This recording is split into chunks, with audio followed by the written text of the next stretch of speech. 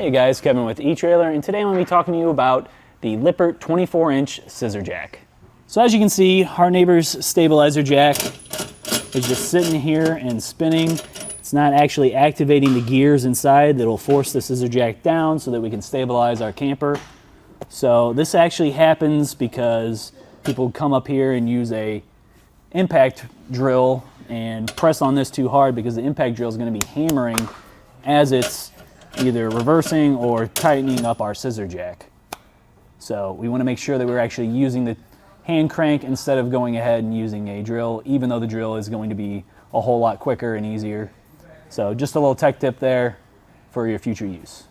All right, so as you can see, our brackets here have a bolt on each side going up into our frame. So our first step of our installation is just taking this off.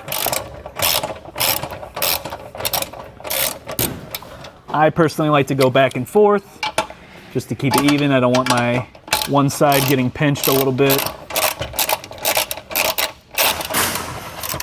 All right, as we get towards the end of our bolt here, I'm gonna actually hold up the bracket just a little bit just so I don't end up having this thing drop on me. There we go, that one's out.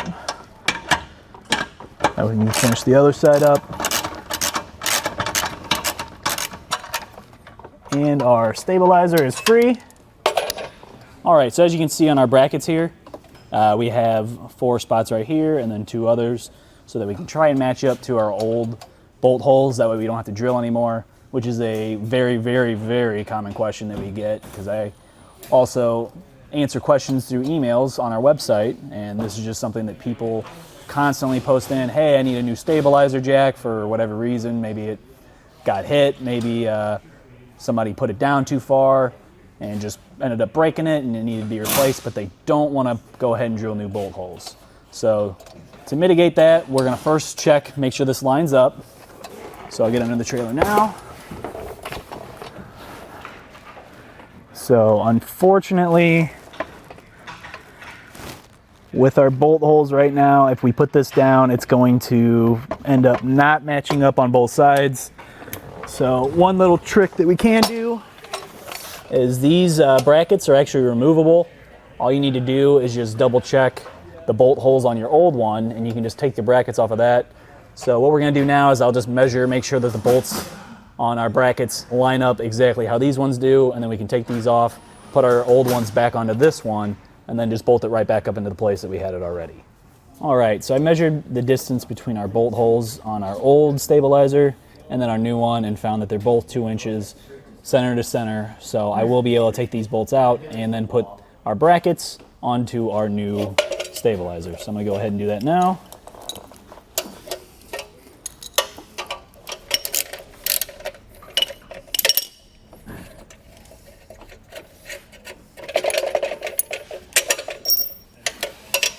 All right, so now I'm gonna do the same thing to my new stabilizer. I'm just gonna take these bolts off so I can get off our brackets.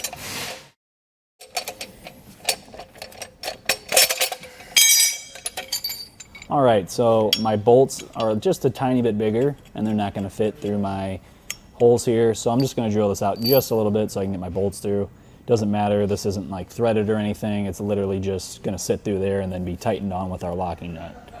So you may have to do this at home. Not every application is the same.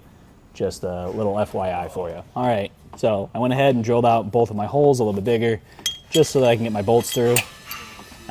So on this little centerpiece here that holds the bolts in place and kind of keeps this exactly how it should be, you're gonna see 2 indentations for the bolts.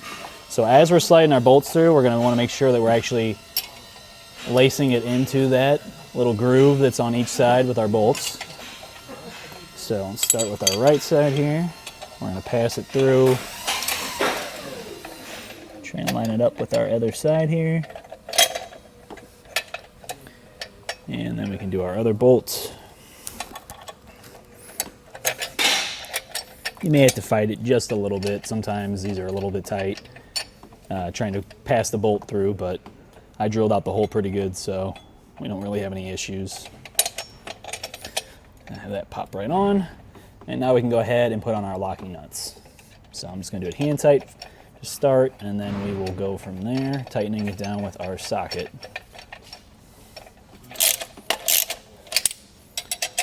I recommend kind of going back and forth with this too, just so that you don't have, like, as you can see right now, we're real tight on one side. I want to make sure that I'm not pinching our brackets to where they're not going to line up great with our holes.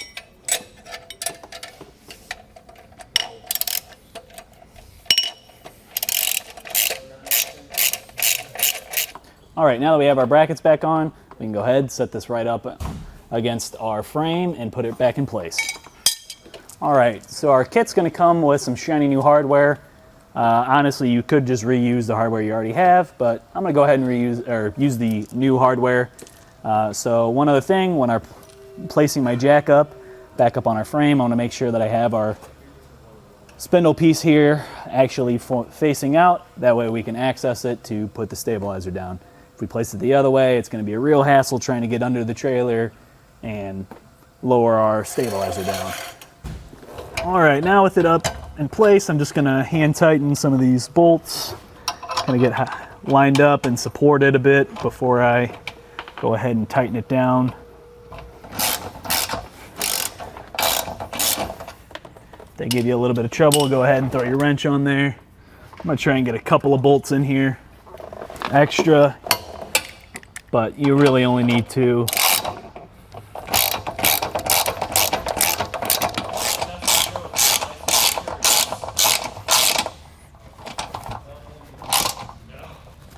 All right, I'm able to get one more up in the front here.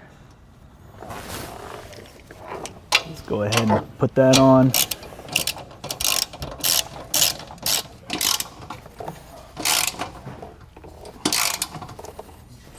And I'm just a little bit too far off to get another bolt in the other factory hole there, so we'll just leave that off. Like I said, you really only need 2 bolts, and we got 3 in there anyway, so we'll be good to go.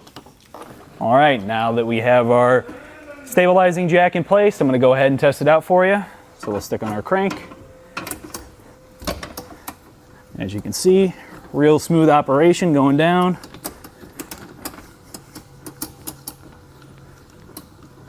Like I said, you don't want to use an impact drill on this, otherwise it's going to sit there and hammer it. It's going to end up breaking your jack, and then you'll have to get a new one. And another thing I want to say is to make sure that once you start hitting the ground here, that we're just letting it, as you can kind of hear, our camper started making a little noise because it's pressing up against the wood of our frame here. That's all you need to go. You don't want to go any more than that. These are not meant to lift. It says there's 24 inches of lift. That really just means from up here down to the ground, this will move and make up that distance. Stabilizing jacks are only to mitigate any side-to-side sway when you guys are inside of your trailers. It's not actually there to lift your trailer up. It is not a jack like you'd use on your car. So you just got to keep that in mind and don't put too much strain on these. Obviously, with this one being 5,000 pounds, it's well over the weight capacity needed for this kind of trailer, because this one's only maybe around like 3,500 pounds. But make sure that you get the right thing and that you're using it correctly. Otherwise, you can have an issue or end up breaking your jack. And another thing is, you're going to want to make sure that if you're on uneven ground, maybe get some jack stands, some of those little plates, maybe a rubber base or something like that, which we also sell here at eTrailer. That can help raise up the jack a little bit so you're not having to crank it out as far. Because the farther you put your jack out, the less stable it's going to be. Well, I think that about does it for our look at the Lippert 24-inch Scissor Jack. My name's Kevin. Thanks for watching, guys.